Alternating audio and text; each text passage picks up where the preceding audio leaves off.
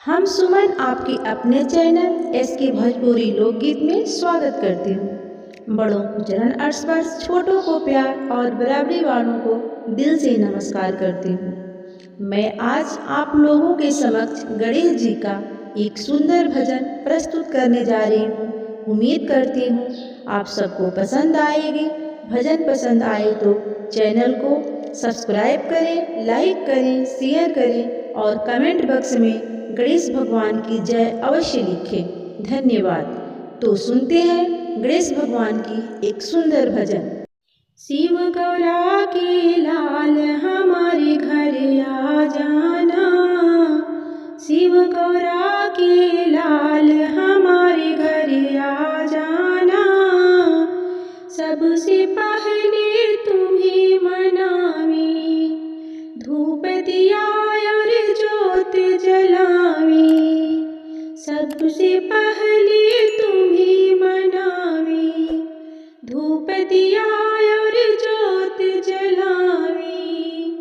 चरणों में शीश झुकाए हमारे घर आ जाना, चरणों में शीश झुकाए हमारे घर आ जाना। शिव गौरा के लाल हमारे घर आ जाना। शिव शंकर के तुम हो प्यारी, माता गौर की आँख के तारी। शिव शंकर के तुम हो प्यारी, माता गौरा की आँख के तारी।